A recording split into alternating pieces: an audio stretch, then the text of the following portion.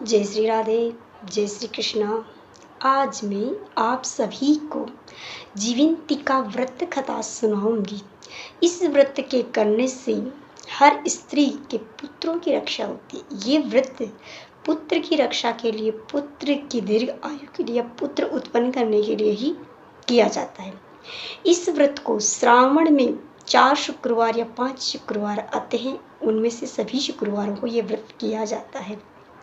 इस व्रत में दीवार पे जीवंतिका माता की चित्र बनाया जाता है और 5 या 6 लड़कों के चित्र बनाए जाते हैं, उनसे उनकी पूजा की जाती है। जितने चित्र बनाए जाते हैं उतने ही पुत्र हमें प्राप्त होते हैं। ऐसा जीवंतिका माता का प्रण है। जीवंतिका माता मरे हुए पुत्र को जीवित करने की शक्ति रखती है, इसलिए उनका नाम जीवंतिका है। इस व्रत की कथा इस प्रकार है। एक बार भगवान शंकर से कहा, अब मैं तुम्हें शुक्रवार व्रत की कथा सुनाता हूँ।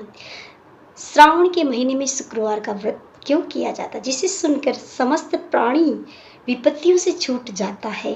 पांडव वंश में एक राजा था जिनका नाम सुशील था। उनके यहाँ कोई संतान नहीं थी।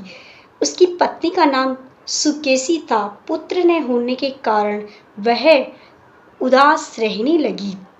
रानी स्त्री स्वभाव के कारण हर महीने कपड़ों को अपने पेट से बांधकर वृद्धि करती रही। इस प्रकार साहस के कारण स्व प्रसूति के अनुसार सुकेशी किसी गर्भवती स्त्री को ढूंढ रही थी। संयोगवश उनके यहाँ पुरोहित की पत्नी को गर्भ ठहरा हुआ था।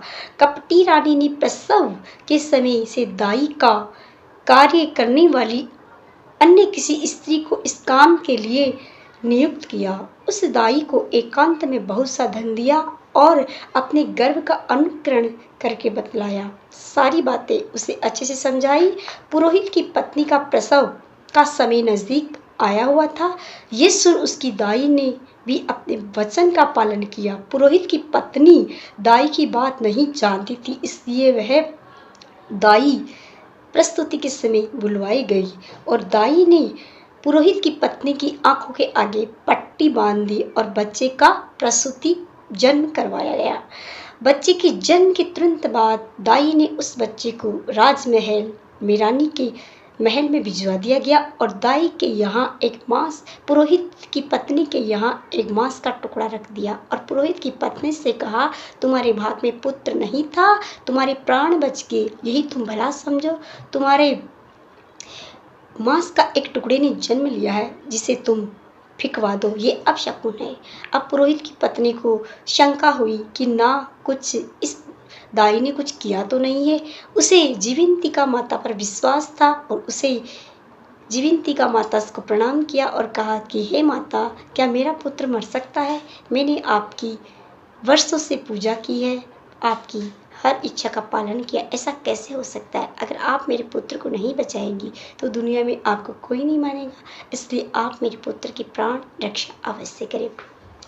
इस प्रकार राजमहल में जब रानी के गर्भ से पुत्र उत्पन्न की बात सभी ने सुनी तो वहाँ पे उस प्रशंसा मनाई गई, खुशी मंगल गीत गाए गए और जातकर्म संस्कार किया गया। उस बच्चे का नाम प्रियव्रत रखा गया। पुरोहित की पत्नी स्त्री सोचने लगी, अब मैं क्या करूं? उसने जीवंतिका व्रत रखा और जीवंतिका माता से प्रार्थना की, मेरा पुत्र जहाँ भी है वह सुरक्षित रहे, उसकी रक्षा करना। इस प्रकार माता जीवंतिका राजमहल में प्रवेश कर गई और पुरोहितिन के पुत्र की रक्षा करने लगी। श्रावण मास प्रारंभ होने पे पुरोहित की स्त्री ने शुक्रवार के दिन भक्ति द्वारा जीवंतिका माता की अर्चना पूजा की। दीवार पर बहुत से लड़के सहित जीवंतिका माता की तस्वीर बनाई और उनकी धूप दीप पुष्प आदि से अर्चना पूजा की। इससे जीवंतिका माता प्रसन्न हो गई और स्वयं ही गेहूं के आटे से देशी घी में पूड़ी बना के खाई, इसके अलावा कुछ नहीं लिया। इस प्रकार जीवंतिका माता प्रसन्न होके उसके बच्चे की रक्षा करने लगी, उसे हर विपत्ति से बचाने लगी। जीवंतिका के प्रसाद से वह बालक राजा के यहाँ चांद की तरह बढ़ने लगा। जीवंतिका उसकी रात दिन रक्षा करने लगी। कुछ समय बाद पिता पारलौकिक क्रिया संपन्न कराई। उसके बाद मंत्रिमंडल ने उसको राज सिंहासन पर बैठाया।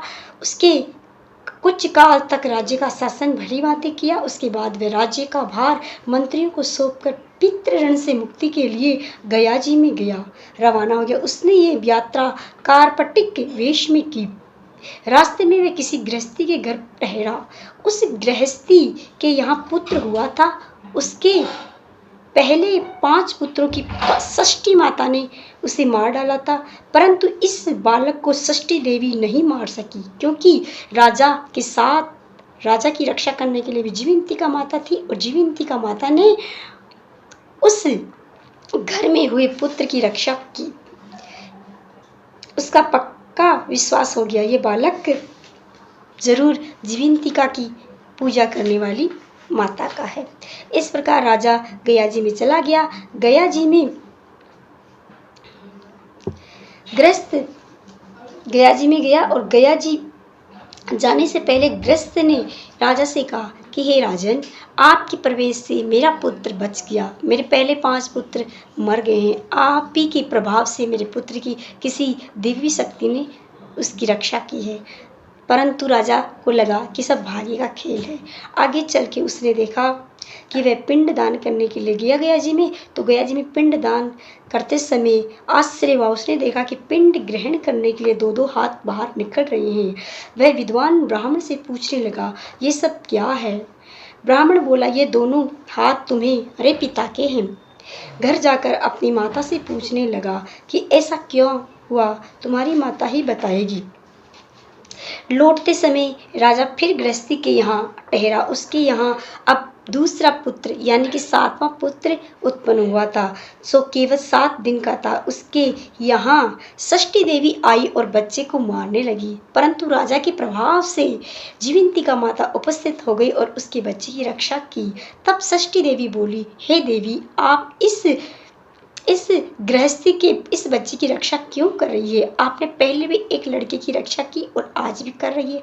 तब जीवंतिका माता बोली, जो राजा अतिथि के रूप में गृहस्थी के घर में ठहरा है, उसकी माता ने मेरा व्रत किया है, मेरा पूजन किया है।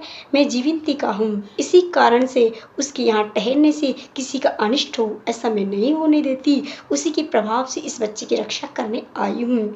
तब षष्ठी देवी बोली, ये तो राजा का बालक है, ये तो राजा है, इसकी माता ने तो कोई व्रत कोई पूजा नहीं की और ना इस गृहस्थी ने की।